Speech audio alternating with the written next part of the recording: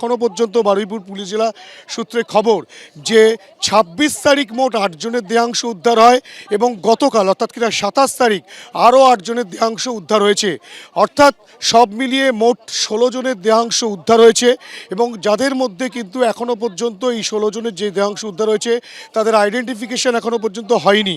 অর্থাৎ তাদেরকে চিহ্নিত করা, কেননা এখনও পর্যন্ত ২৬ জন নিখোঁজ রয়েছে, সেই নিখোঁজদের মধ্যেই কি এই ১৬ জন কিনা সেটা নিশ্চিত নয়। সেই আইডেন্টিফিকেশন সম্পূর্ণ হবে ডিএনএ ম্যাচিংয়ের মাধ্যমে, ডিএনএ পরীক্ষা করা হবে, সেই ডিএনএ ম্যাচিংয়ের মাধ্যমেই কিন্তু আইডেন্টিফিকেশন হবে এবং তারপরে দেখা যাবে যে ১৬ জন মারা গিয়েছেন তারা কি সেই নিখোঁজ ২৬ জনের মধ্যে রয়েছেন কিনা। ৫ জন তারা কিন্তু প্রাথমিক চিকিৎসার পর বাড়ি ফিরে গিয়েছেন। কেউ নেই, দুটো ছোট ছোট বাচ্চা, শ্বশুর শাশুড়ি বয়স হয়ে গেছে। পরিবারে বলতে ওই একজনই রোজগার ছেলে ছিল।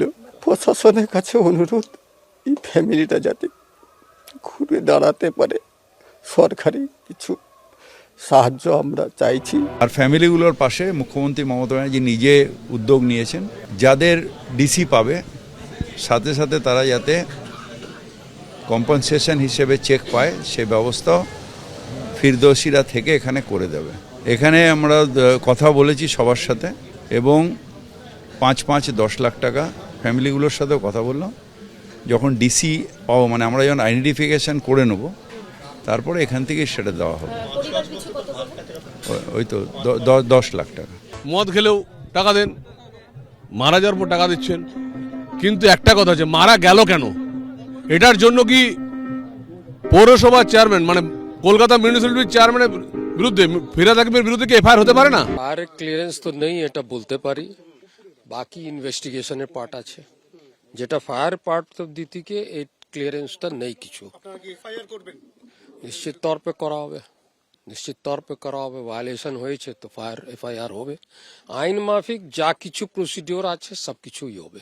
স্যার এগুলো নজরদারি কেন আগে থেকে করা হয় না? যখন ইনসিডেন্ট হয়ে যায় তখনই ধরা পড়ে যে ফায়ার সেফটির কোনো গলদ ছিল, কিন্তু আগে থেকে এগুলো নজরদারি করলে তো এই ধরনের বড় ইনসিডেন্ট হতো না।